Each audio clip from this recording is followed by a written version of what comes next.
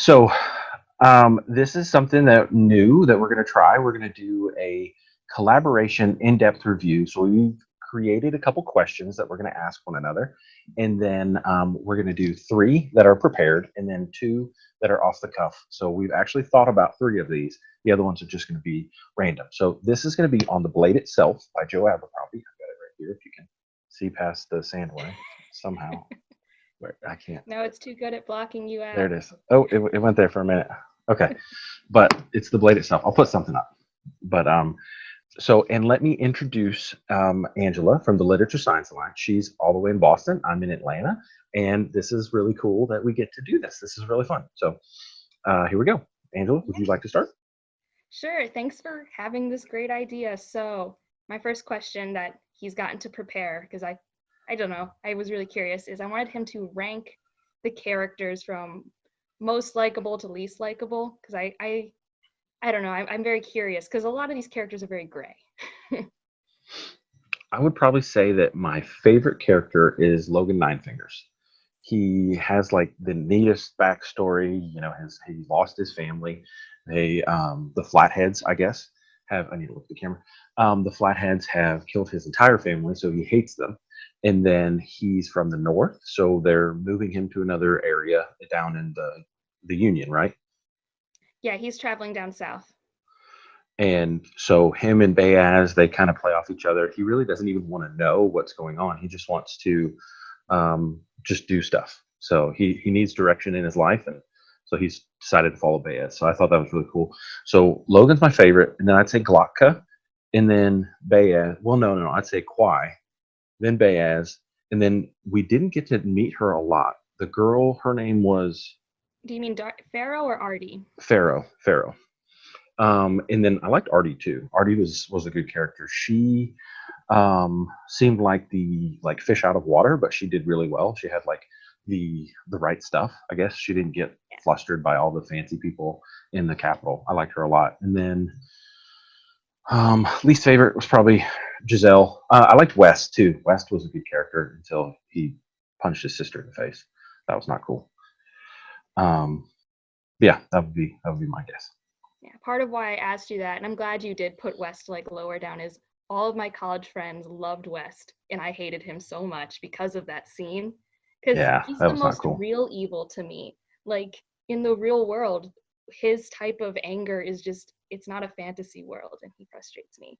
But then they always would just be like, West is the best, and I get And then frustrated. it was so crazy because he spent so much time where he was the good guy and helping out, and then you kind of saw his anger a little bit, and then he like goes and defends Pharaoh when she comes into town and helps her. Like all the soldiers were wanting to give her a hard time, and then he goes and punches his sister in the face. I was like, what? That just Yeah, I don't. yeah.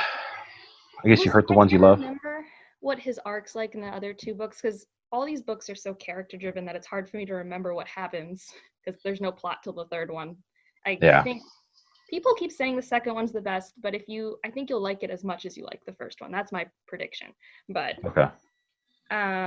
yeah, so I'm glad that West is lower down, but yeah, you're played into liking him for so long and then he Hmm. sucks.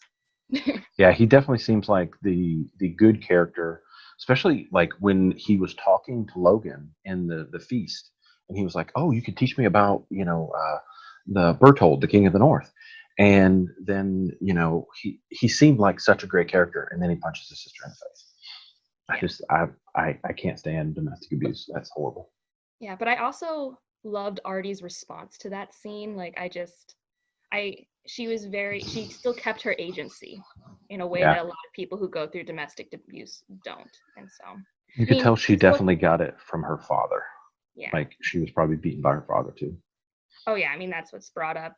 And I guess, if your book's only going to have two female characters, at least they're strong. So, Hmm.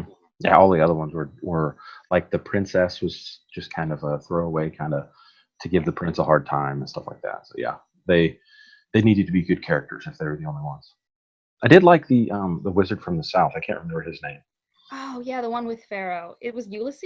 Is that his name? Something like that. Yeah, I was listening to the audiobook, so I think that's what it is. If I had just read it, I couldn't pronounce any of these names. I thought it started with a Y, but I'm not 100% like Yarrow or something like that. But I'm not 100%. Oh, that No, might have her been name's it. Pharaoh. Yeah. So. I'll find out later. Yeah.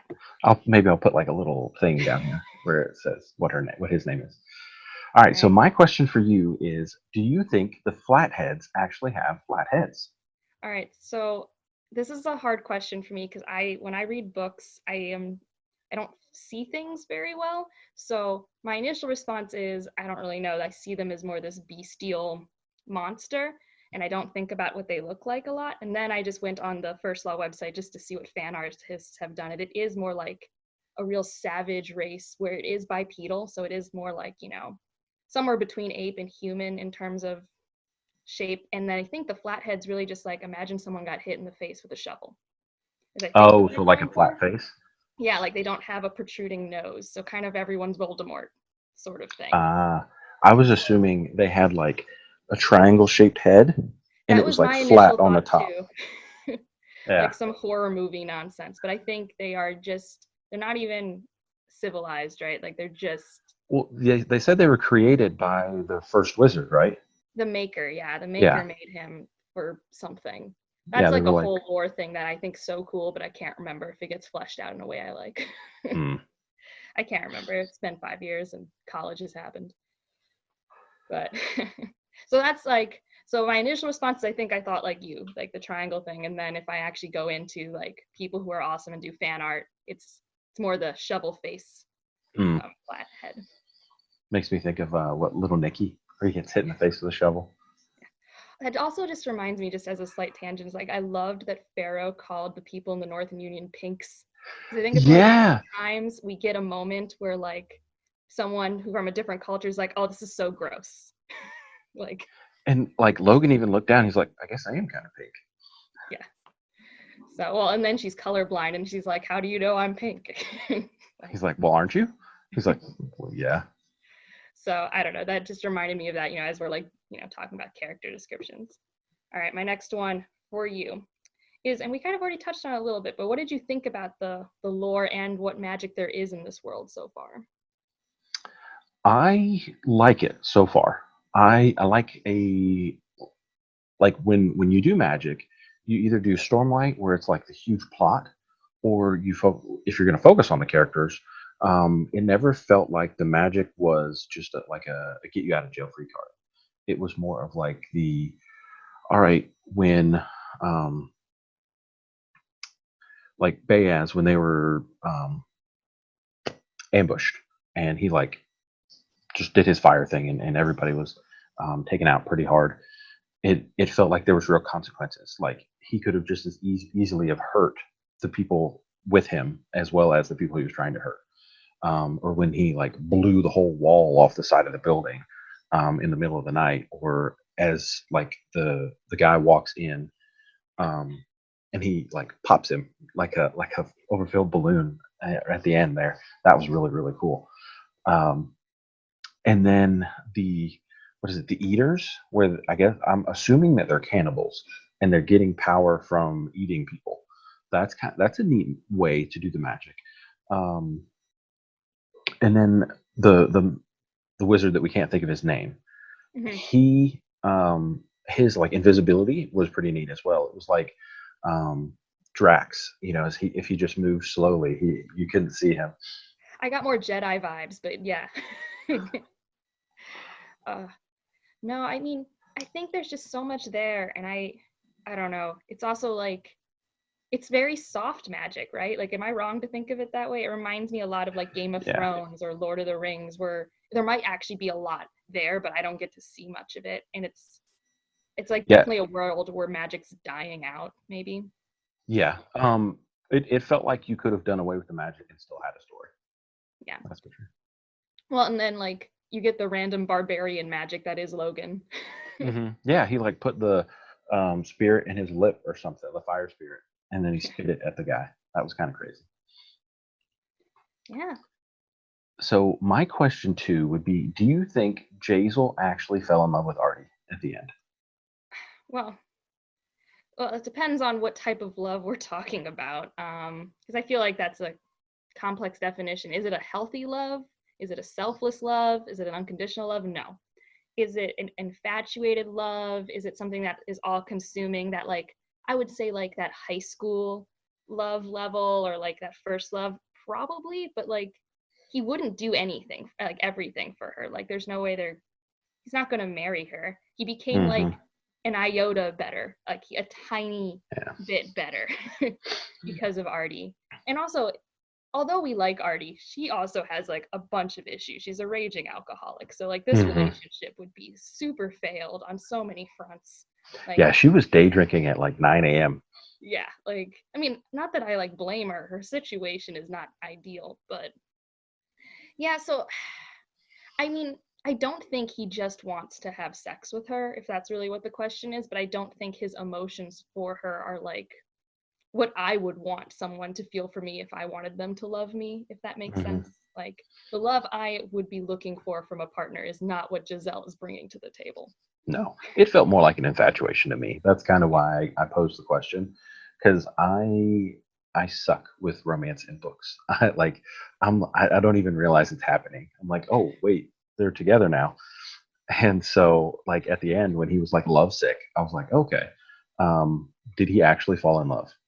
Well, because I thought I saw the infatuation earlier on in the book where it was purely infatuation, where it was purely a I can't have her, I want her because I can't have her. And then Hmm. I think it morphed more into, oh, I might never see her again. And like I think that was like a different place. But if it is love, it's like not a strong love. It's not one that's going to stand the test of times. It's not one built on respect. Like, Yeah. And when he was in the maker's house, he never thought of her, which is one of the things that I would think would be if you were like afraid for your life, you would think of the person you love. And he never did. So, yeah. No, yeah, I mean, it's he doesn't have strong emotions. Giselle is just a very shallow man. Like at yeah, least right now. I can't remember if he grows. Probably. He was we'll see. like I gave everyone a D&D role for Dungeons and Dragons. He was just our standard fighter, you know. Mm. I think Two- I think Two-handed, Logan's a of cooler course. fighter. Sorry. I think Logan's a better fighter. Yeah, but he's the barbarian class. So he has Nah, a I rage got you. mode. So I put him in barbarian. Literally everyone's a D&D character. I think Joe Abercrombie played D&D one night and then decided he didn't want to start his campaign in a bar. He wanted to bring everyone together. Mm, That's like the that makes standard thing, yeah. right? You get That's a into a good. That's campaign. actually a really good theory on that. I mean, I don't know, but it's what it reminded me of, and I actually was reading it with my D&D group the first time through, so yeah, it Mm, was very fresh. But yeah, so I think it's my turn to ask my last question. okay. So how does this world compare to your favorite fantasy worlds? So you'll have to tell us what those are and then compare. So my two favorite right now are Lightbringer because it's just such an interesting magic system and kind of world with like the sea demons and the way the magic works. And I loved Kip. Kip was awesome. Gavin, I liked him in book one, and then he quickly became my one of my least favorite characters. But and then Wheel of Time is just the nostalgic. I loved it. It was really good. And then try to say like Lord of the Rings is really good. Um, even the world set up by um, the Lies of Locke Lamora and it's back there. What is it? Name of the Wind. To Um, us, you're all looking at a sand dune, but sure. yeah, there's a bookshelf back there. But I think it's way down.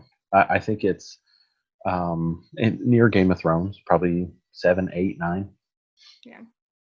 for me. No, that sounds right to me because I like more magic in my fantasy. It's just like before I got on BookTube, I had my own definition for like high and low fantasy. It had nothing to do with if it was urban or its own world. I was like, high fantasy is like all the magic, and low fantasy is like Game of Thrones, and Hmm. had my own definitions. I thought for the first part of Game of Thrones, because I watched season one and then I read all the books, Mhm. and I thought while watching the TV show that it was based in Europe. It was Yeah, I that low mean, fantasy for me. yeah. It's like for me, a lot of fantasy I read, I have to actively look to make sure it's not medieval based. Like I totally miss Stormlight Archive as like different like cultures. Like I Mhm. was imagining them as white people, but that's not actually what they look like. Again, I had to look at fan art. Yeah, and I think like the Alethi, like me being pretty white, um, I'm more of the paler side of white, but I assume that most characters look like me. I'm assuming most people do that. And the Alethi are actually like Italian looking. They said they're very olive skinned, Hmm. and then like the Herdazians. This is a whole nother topic, but Yeah. they have like crystalline nails. Like that's neat. Like how like, And I and then think they're I level open anyway. But Yeah, and I think I could be wrong. I might be mixing up the countries, but one of them, either the one Shallon's from or the Herdanzian, because I think she has some of that blood, is supposed to be like Hispanic. But I like miss all of this because I'm mhm. horrible at visualizing things. And I'm The not. Shin are clearly supposed to be Asian. Is that the one? Yeah, I don't know. Like I'm like starting on my Seth read is through Shin. to really go through it because a lot of the Alethi have the eyes that are so it's like Italian skin color but Asian eyes. Hmm. Versus Seth has like European eyes and like it's very different. Like I don't Yeah. know. Like Seth to me looks like Aang from Avatar: Last Airbender, but sad. Hmm.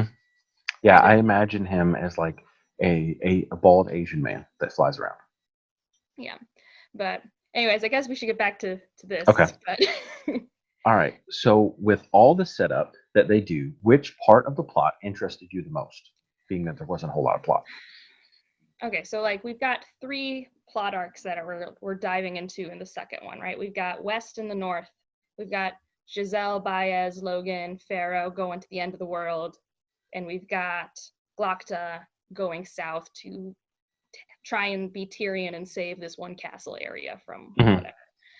And on characters alone, I prefer Glokta's chapters just because he's hysterical, especially in the audiobook. Like he is so well done. But like from a world building perspective, the end of the world stuff intrigues me, but I hate traveling plot arcs. Like I just Mm. don't love them. It's probably why for me Lord of the Rings and Wheel of Time, at least the first couple books, are hard for me because there's a lot of time just walking and stuff Yeah. happens, but we're walking a lot. It's not my favorite plot device. So from a world standpoint, and also I mean more of our characters are with Baez in them. So like that's interesting. I could care less what West's doing in the north. Like the Northmen can take over that area. I don't care whatsoever. Yeah. I actually really like the fact that Dogman and Three Trees were going to go and try to join against the North, and Yeah. I'm wondering how they're going to incorporate themselves into the like, hey, we're Northmen, but we want to fight against the North. Like how Yeah, that's going to work. those characters could have their own novellas. Like I do love them, but they use like in Yeah. a book with so much character stuff to have these extra five. It's like, oh, I don't get to give them the time they deserve in like my brain. Yeah. So, yeah. So those were all of our prepared questions. So, Off the cuff. yeah. All right. So, if you had to pick a plot situation to be in this book, which one would it be? Like you're not going to be that character, but you have to be in that character's position. I would join the band. I would be going to get the seed, whatever the seed is, Okay. for sure. For me, did you feel like Glotka was going to get healed for the whole book? No, I Okay. did not. Uh, I don't know why. I mean, it didn't feel like a book that would do that. I felt like the stakes were very laid out in this book. I didn't feel like it was a book. This felt like a book right from the beginning that if someone died, they were dead. Mm. I actually don't remember if that's completely true, but it didn't feel like a book that would have a resurrection or use magic to fix things. Um, and I guess also I just didn't feel like Glockton needed to be healed, right? Like obviously his life would be better if he wasn't crippled, but also so much of his identity is now tied into that. And I don't know, all things considered, he is probably doing the best out of any person crippled to that level that I have read about. Yeah. I just had this weird thought that the whole book, that they complain so much about his pain, that like Baez was just kind of like flippantly going to heal him like as he got to the top of the stairs, and then Glocko was going to pretend to still be in all that pain, and then that would be like a big plot point. And then when it didn't happen, I was kind of disappointed. Well, I guess, but remember, Baez can't heal. He says that That's at the true. beginning. Yeah, that is true. His art is fire. And maybe his apprentice could, because he seems like the type who would want that type of magic, but Hmm. I don't really know what Yeah, he's because doing. like they're going to the old empire, and they like randomly mention it a little bit that the old empire's a thing, but they didn't really even speak about it. Yeah, what do you think? This is my next question. What did you think? Who who do you think that woman was that Logan like interacted with before Baez, fired the room? That like ghostly lady that keeps showing up for him, and then I think it's the same one for Glokta. This like bad dream woman who makes the room cold. I thought it was an eater. I thought Baez said that it was an eater. Okay, I always miss that. I also because Logan remembers her as someone he knows, so I was It just looked like, like his wife, is what he yeah, said. It looked like his wife. And then when I saw it in the dream, right outside of Glocka's house, there was somebody that looked like they'd been eaten, and he took them to the what is that the university, so to the that yeah, guy, and he's like, no, this person's been eaten on by a human. man, I've never made that connection, and that's like really cool to me. Does that mean those people who came from the north that Glokta hated, part of the Inquisition that he hated, like could be with the Eaters because they were trying to put that all under the rug? Yes, they were trying to put it under rug like hard. Yeah. um I don't know. I feel like the girl and Glocka are going to be friends, like, but I don't know where her loyalty lies. But I just have like the feeling like she's going to be, after she fought Baez, she's like, no, I'm going to stick with Glocka. But I don't know why. I feel that way. I learned something. I'm glad I asked these questions. The last one I have is, if you could change one thing, what would you change? Change one thing. I would make. Oh, I know an idea of what I would change, but I'm just trying to make sure I'm thinking of it correctly in my head. I would make. That wouldn't work. I'm trying to figure out which of the characters I would make a woman because we really need another one. Like objectively speaking. And I guess I would make Baez the wizard. Like I guess maybe that puts him too close to like the Moraine type, who's just like Hmm. female Gandalf. But like I don't know. I just feel like in their culture that we have set, without changing everything else, he could have. If you're powerful enough, I feel like you can get past all, um, you know, patriarchal setups. So I feel like I could have a female wizard and that would still work. I couldn't make Giselle a woman, even though I want to, because then I Yeah, don't think he'd be able to do, the fencing and his whole arc, because I don't think that's how this world works. So I think it would be really cool if you swapped Artie and West, because she could easily be a female lieutenant, and have him be, like a guy coming to join his sister in the capital and feeling so out of place. He would feel even more out of place. And I thought that would be neat if you swapped them too. yeah, but yeah, no, I mean, this book was definitely better for me the second time around, but I also knew exactly what I was getting into. Like I Hmm. feel like with all the hype it gets on BookTube, It gets a everyone lot.